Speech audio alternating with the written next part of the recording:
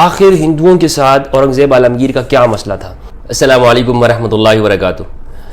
یہ کتاب ہے احکام عالمگیری، اور اس میں اورنگزیب عالمگیر کے جو آرڈرز ہیں جو انہوں نے مختلف صوبیداروں وغیرہ کو دیے ہیں، تو اس میں یہ بتائے گئے ہیں۔ اور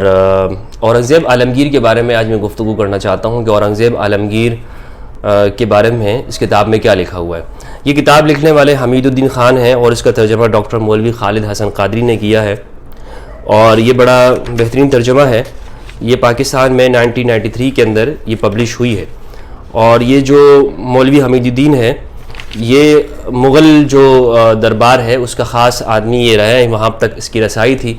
اور تو اس بعد میں اس نے جا کے یہ کچھ یعنی اورنگزیب عالمگیر نے جن جن لوگوں تک کوئی حکم دیا ہو، کسی کام کے بارے میں بتایا ہو، تو وہ اس کتاب میں اس نے لکھا ہے۔ یہ اصل میں فارسی زبان میں ہے، اور اس کو پھر اردو میں ٹرانسلیٹ کیا گیا ہے۔ اس کتاب میں اورنگزیب کے بارے میں، چونکہ یہ بہت معتبر کتاب ہے اور اس پہ اعتبار اس لیے کیا جا سکتا ہے کہ اس میں جہاں اورنگزیب کی جو اچھائیاں ہیں وہ بتائی ہیں، اور وہاں پر اس کی جو خامیاں تھیں وہ بھی گنوائی ہیں۔ یعنی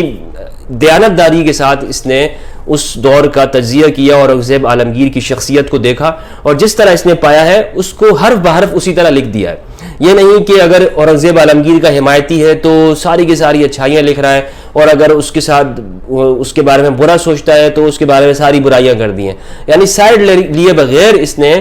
دو جمع دو چار ہو کر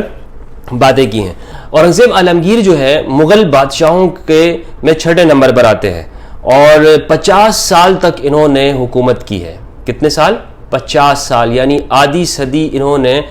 ہندوستان پہ حکومت کی، اور ہندوستان کے جو بادشاہ گزرے ہیں ان میں سب سے زیادہ طاقتور اور سب سے زیادہ جس کی پاور رہی ہے، اور جن زیادہ ایریوں کے اوپر اس نے زیادہ ایریاز کے اوپر اس نے ہندوستان کے حکومت کی ہے، تو وہ اورنگزیب عالمگیر ہیں۔ اورنگزیب عالمگیر نے ہندوستان کے مسلمانوں کے لیے فقہ حنفی کی روشنی میں ایک کتاب لکھی جس کو فتاوی عالمگیری یا فتاوی ہندیہ کے نام سے، الفتاوی ہندیہ کے نام سے جانا جاتا ہے۔ اس میں مسلمانوں کے احکام بھی ہیں، مسلمانوں کے بارے میں کہ وہ زندگی کیسے گزارے، اور ٹیکس کے کس سے وصول کرنا ہے، کس سے نہیں وصول کرنا ہے، اور غیر مسلموں کے کیا حقوق ہیں، رائٹس کیا ہیں، وغیرہ وغیرہ اس نے بیان کیے ہیں۔ اورنگزیب عالمگیر کا ایک بڑا یہ ہے کہ اس نے یہاں پر جو اقتدار حاصل کیا ہے اس کے بارے میں کہا جاتا ہے کہ اپنے بھائیوں تک کو قتل کر دیا، اپنے والد تک کو۔ تو یہ بات تو اس میں کوئی شک نہیں ہے کہ بھائیوں کے ساتھ اس کی جنگ ہوئی ہے۔ دارشکو جو ہے وہ سب سے جو ان کے بڑے بھائی تھے اس کے ساتھ اس کی جنگ ہوئی، اور دارشکو کو اس نے قتل بھی کیا۔ وہ چونکہ اپنے والد کے بہت قریب تھے، اور اس میں یہ احکام عالمگیری میں بھی ایک حکم ان کے بارے میں بتایا جاتا ہے۔ اورنگزیب عالمگیر کا ماننا تھا کہ دارشکو وہ مختلف جوگیوں اور پنڈتوں کے ساتھ زندگی گزارنے کی وجہ سے وہ اسلام سے پھر گیا ہے، اور وہ الہاد، ملحد اور زندیق تک ہو گیا ہے، تو اس وجہ سے دارشکو کے ساتھ اس کی جنگیں ہوئی ہیں۔ لیکن اگر آپ ذرا مزید غور و فکر کریں تو بادشاہ کی زندگی میں جب چونکہ وہ زمانہ اس طرح سے تھا، کوئی جمہوریت کا دور تو تھا نہیں کہ ووٹ اور پرچی کی وجہ سے جو ہے وہ لوگ حکمران بن جاتے ہوں، بلکہ جس کی تلوار ہوتی تھی، جو میدان جنگ کے اندر جیت جاتا وہی حکمران ہوتا تھا، یہی فیصلہ ہوتا تھا۔ یعنی اگر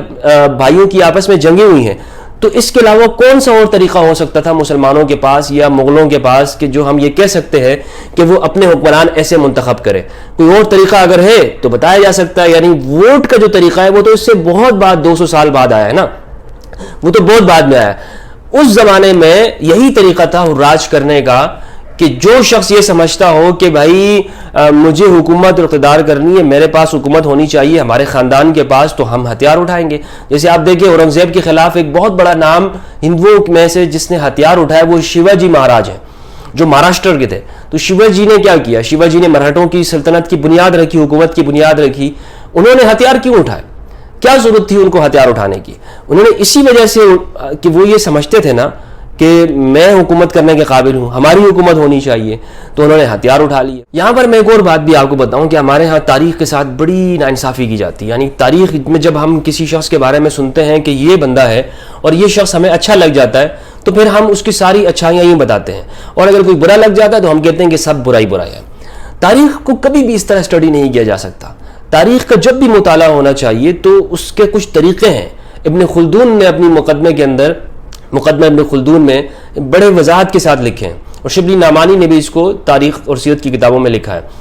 مثلاً اگر آپ یہ چاہتے ہیں کہ مغلوں کے زمانے کا کسی حکمران کے بارے میں بات کریں تو آپ صرف اورنگزیب کو لے کر اس پورے دور کو برا نہیں کہہ سکتے، بلکہ آپ نے کیا کرنا ہوگا، آپ نے اورنگزیب کے زمانے کو سمجھنا ہوگا کہ مسلمانوں کے اس وقت میں کیا حالات تھے، اس ملک کے کیا حالات تھے، بیرون دنیا کے اندر کون کون سی سلطنتیں تھیں، مسلمان خود کس درجے مضبوط تھے یا کمزور تھے، یعنی یہاں کے رہنے والے ہندوستان کے لوگ کس درجے مضبوط یا کمزور تھے۔ میں آپ کو ایک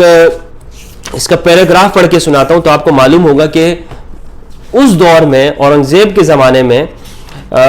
یعنی جب مسلمانوں کی یہاں پہ حکومت تھی تو یہ ہندوستان کس درجہ خوشحال تھا۔ مکہ مکرمہ کے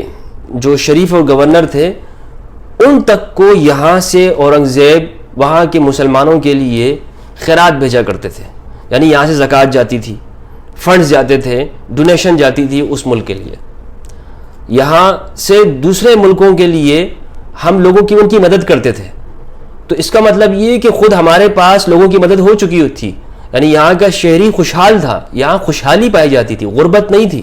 یہ اس بات کو ہم نظر انداز کر دیتے ہیں اور ہم یہ کہتے ہیں کہ جی دیکھیں ہندوؤں نے ہتھیار اٹھائے، مسلمانوں نے یہ کیا، ہندو مسلمانوں کی جنگیں ہوئی ہیں۔ خوشحالی موجود تھی یہاں پر، اور یہ باتیں تو لوگوں کو اپنے حقوق کی تب ہوتی ہیں کہ جب ان کے پاس پہلے ان کی بنیادی ضروریات پوری ہو چکی ہوتی۔ آج کل کے حکمرانوں کی طرح ہوتے وہ لوگ، اس زمانے کے حکمران میں کہتا ہوں پھر بھی بہتر تھے، کہ آج کل کے حکمران کیا کرتے ہیں، آپ کو روٹی کپڑا مکان میں پھنسا کے رکھیں گے، آپ کو گیس بجلی کے بلوں میں پھنسا کے رکھیں گے، آپ کو قرض میں پھنسا کے رکھیں گے، آپ کو احتجاجی مظاہروں اور دیگر اسکول کی فیسوں کے اندر۔ اس زمانے کے اندر آپ ہر شخص خوشحال تھا، نادار اور محتاجوں کے لیے وظائف مقرر کیے ہوتے تھے، لنگر خانے بنائے گئے تھے، اور پورے ملک کے رہنے والے بلا تفریق مذہب کے وہ خوشحالی کی زندگی گزار رہے تھے۔ تو خوشحال تھا یہ خطہ، اس خطے کا طوطی بولتا تھا۔ اچھا، اورنگزیب کے بارے میں بہت مبالغہ کیا جاتا ہے، کچھ لوگ کہتے ہیں کہ نہیں وہ بہت زیادہ اچھا انسان تھا، کچھ کہتے ہیں کہ نہیں وہ بہت ہی، ہمیں اعتدال بیلنس رکھنا چاہیے۔ اس کتاب میں اورنگزیب کے معاشقوں کا بھی ذکر کیا گیا، یعنی اورنگزیب ایک زینبائی نام کی خاتون تھی، اس پہ بھی فریفتہ ہو گئے تھے، تو اسی لیے میں کہتا ہوں یہ کتاب جو لکھنے والے ہیں یہ بڑے انہوں نے بیلنس کر کے چیزوں کو لکھا ہے۔ لیکن یہ حقیقت ہے کہ اورنگزیب کی فوج کے اندر بڑے بڑے جو کمانڈر تھے وہ ہندو تھے۔ یہ عجیب بات ہے، اگر اورنگزیب اتنا ہی ہندوؤں کا مخالف تھا تو بڑے بڑے کمانڈر اس کی فوج کے اندر کیا کر رہے تھے؟ مجھے یہ چیز سمجھ میں نہیں آ رہی۔ میں پہلے یہ دیکھنا چاہتا ہوں کہ اس کا اورنگزیب کا غیر مسلموں کے ساتھ جو ریلیشن ہے وہ کس درجے کا تھا۔ آپ کو ایک بڑی عجیب بات میں بتاتا ہوں کہ ہندوؤں کے اوپر جو ٹیکس تھے جو پہلی حکومتوں نے لگائے تھے اورنگزیب نے معاف کر دیے، جیسے گنگا پوجا ٹیکس وہ اورنگزیب نے معاف کر دیا، گنگا اشنان ٹیکس یہ لگایا گیا تھا وہ اورنگزیب نے معاف کر دیا، گنگا میں مردوں کو بہانے کا ٹیکس، گنگا میں جو ہندوؤں کے مذہبی جو دریا ہے اس میں مردوں کے بہانے کے اوپر ٹیکس تھے کہ مردوں کی جو استھیاں ہیں وہ بہائی جائیں، اورنگزیب نے وہ ختم کر دیا۔ اس طرح کی بہت ساری وہ چیزیں غیر مسلموں کے ساتھ رواداری کے لیے انہوں نے قائم کی۔ لیکن دارشکو جو تھا، دارشکو اورنگزیب کے مقابلے میں ہندوؤں کے زیادہ قریب تھا۔ جب دارشکو وہ فرار ہوا تو سکھوں کے جو بڑا سردار ہے انہوں نے اس کو پناہ دی تھی، لیکن اورنگزیب باوجود اس کے کہ ایک صوفی منش ہونے کے، دارشکو جو ہے نا وہ تو صوفیوں کے بہت قریب تھا، صوفیزم میں بڑا گہرائی کے ساتھ اس نے مطالعہ کیا تھا اور ایک بڑا نرم مزاج انسان تھا دارشکو، اور پرانوں اور پرشندوں کے ٹرانسلیشن اس نے کی تھی، بڑے بڑے جوگیوں کو اس نے مندر بنا کے دیے اور ان کے ساتھ اس نے کتابوں کی ٹرانسلیشن کی، تو اس کے تعلقات تو یہاں کے رہنے والوں سب کے ساتھ بہتر تھے، گویا وہ اکبر کے نقش قدم پہ چل پڑا تھا۔ اورنگزیب باوجود اس کے کہ صوفی منش تھا لیکن اس کا جھکاؤ جو مذہب کی طرف زیادہ تھا، لیکن وہ ایسا بھی نہیں کہ وہ ان پر ظلم کرنے کو صحیح سمجھتا تھا، مگر وہ یہ کہتا تھا کہ اسلام کے دائرے کے اندر رہ کر سب کچھ حکومت ہونی چاہیے اور نظم و نسق چلایا جانا چاہیے۔ یہ جو طریقہ ہے اس کو وہ اورنگزیب درست نہیں سمجھتا تھا۔ اورنگزیب عالمگیر نے 12 وصیتیں کی تھیں کہ جو انتہائی اہم ہے اور اس کتاب میں لکھی ہوئی ہیں، یہاں پر میں وہ بھی بتانا چاہتا ہوں۔ پہلی وصیت یہ ہے کہ اورنگزیب کہتے ہیں میں انتہائی گنہگار انسان ہوں اور میں چاہتا ہوں کہ جب میں مر جاؤں تو میرے کفن کو امام حسین علیہ السلام کی مقدس تربت حسین کی چادر میں لپیٹا اور کفنایا جائے، کیونکہ گناہوں کے سمندر میں غرق شدہ لوگوں کے لیے سوائے اس درگاہ سے التجا کے رحمت اور مغفرت نہیں ہے۔ تو امام حسین کے ساتھ ان کا جو تعلق ہے وہ یہاں سے معلوم ہوتا ہے۔ دوسرا یہ کہ وہ کہتا ہے کہ ٹوپیاں سینے کی جو مزدوری میں نے جمع کی ہے 4 روپے 2 آنے وہ آیا بیگا محلہ دار کے پاس ہیں، اس سے لے لیں اور اورنگزیب کے کفن پر خرچ کریں۔ قرآن کی کتابت سے جمع کیے ہوئے 305 روپے میرے صرف خاص میں ہیں، وفات کے دن فقیروں میں بانٹ دیے جائیں، کیونکہ یہ کہتا ہے کہ یہ پیسے بھی شیعہ فرقہ کے نزدیک کتابت قرآن کی اجرت میں ناجائز ہونے کا شبہ، یعنی شیعہ لوگ کہتے ہیں کہ قرآن کی لکھنے کے اوپر پیسے لینا یہ درست نہیں ہے۔ تو اورنگزیب کہتا ہے میں نے تو یہی کام کیا تھا، جمع کیے تھے، لیکن چونکہ وہ فرقہ بھی اس کو نہیں مانتا تو اس لیے میں کہتا ہوں کہ میرے کام میں نہ لایا جائے اور اسے لوگوں میں تقسیم کر دیا جائے۔ اسی طرح اورنگزیب کہتے ہیں کہ باقی جو ضرورت اخراجات کی ہو وہ بادشاہ زادہ عالیجا کے وکیل سے لے لے کہ اولاد میں وہی قریبی وارث ہے۔ چوتھی جو وصیت ہے وہ یہ کہ وادی گمراہی کے اس سرگشتہ کو برہنہ سر دفن کریں۔ اسی طرح ان وصیتوں میں یہ کہتے ہیں کہ جو ایرانی لوگ ہیں وہ سپاہی مقرر ہیں، وہ بڑے ایسے یعنی سمجھدار لوگ ہیں اور ان سے بڑا کام لینا چاہیے۔ اچھا ایک سوال یہ بھی ہے اس میں کتاب کے اندر ان سے اورنگزیب عالمگیر کے سے کسی نے کہا کہ آپ شیعہ جو لوگ ہیں جو آپ کے حکومت کے اندر موجود ہیں ان کو ہٹا کے ہمارے سنی لوگوں کو بھرتی کر دیں۔ تو اورنگزیب نے کہا کہ اس مذہب کی وجہ سے میں کسی کو عہدے نہیں دیتا ہوں کہ مذہب کی بنیاد کے اوپر عہدے تقسیم کیے جائیں۔ تو اس سے یہ بھی معلوم ہوتا ہے کہ حکومت چلانے کے اندر وہ لوگوں کے ساتھ کس طرح کا رویہ رکھتے تھے۔ اب بات آتی ہے اس کے اوپر کہ آخر ہندوؤں کے ساتھ اورنگزیب عالمگیر کا کیا مسئلہ تھا۔ دیکھیں میں آپ کو ایک بات واضح طور پر بتاتا چلوں کہ ہندوؤں کے بارے میں عام طور پر جو ہم مسلمانوں کا جو رویہ رہا ہے یا جو ذہنیت کی ان کو مشرک کے کیٹیگری میں رکھتے ہیں، یعنی وہ اس طرح کہ چونکہ یہ مورتی پوجا کرتے ہیں لہذا یہ مشرک ہیں۔ لیکن جو سمجھدار لوگ ہیں وہ یہ بات اچھی طرح جانتے ہیں کہ ان کی کتابوں میں کیا لکھا ہوا ہے، تو وہ ان کے ساتھ وہ معاملہ کرتے ہیں جو کتابوں میں لکھا ہوا ہے، کہ وہ کہتے ہیں کہ ان کی کتابوں میں خدا کی توحید کا بیان ہے، آخرت کا بیان ہے، حشر نشر کا بیان ہے، جزا و سزا کی بات کی گئی ہے، ایک خدا کو ماننے کا کہا گیا ہے، لہٰذا وہ ان کو اس طرح سمجھتے ہیں۔ لیکن چونکہ ظاہر میں دیکھا جاتا ہے کہ مورتی پوجا کرتے ہوں اور عرب میں بھی یہ بات کی جاتی ہے، دونوں میں مکس کر دیا جاتا ہے۔ اورنگزیب عالمگیر ہوں یا دوسرے بادشاہ ہوں، ان کا رویہ ان کے حوالے سے یعنی ہندوؤں کے حوالے سے حساس رہا ہے، اور چونکہ اس دور میں ایسے جو کچھ ہندو راجا تھے کہ جنہوں نے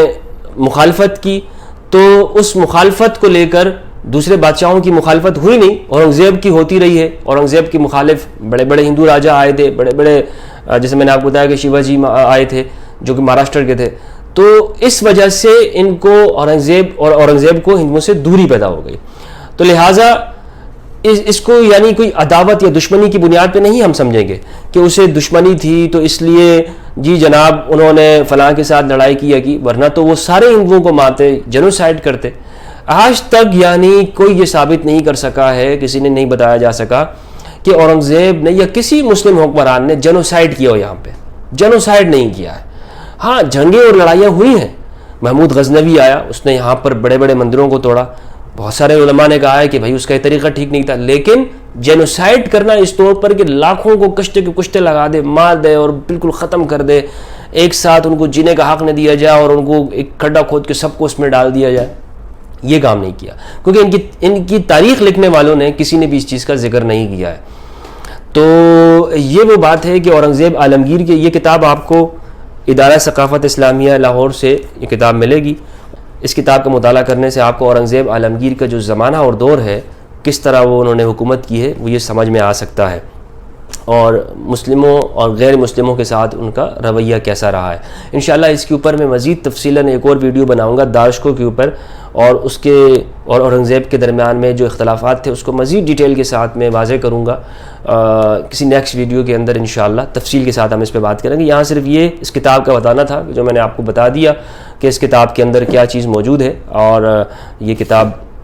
طلبہ کے لیے، اسٹوڈنٹس کے لیے ایک کارآمد چیز ہے، اس کو ضرور مطالعہ کرنی چاہیے۔ بہت شکریہ، تھوڑی سی مختصر سی کتاب ہے، اس کو مطالعہ کریں گے تو آپ کے پاس کافی نالج آ جائے گی۔ بہت شکریہ، والسلام علیکم۔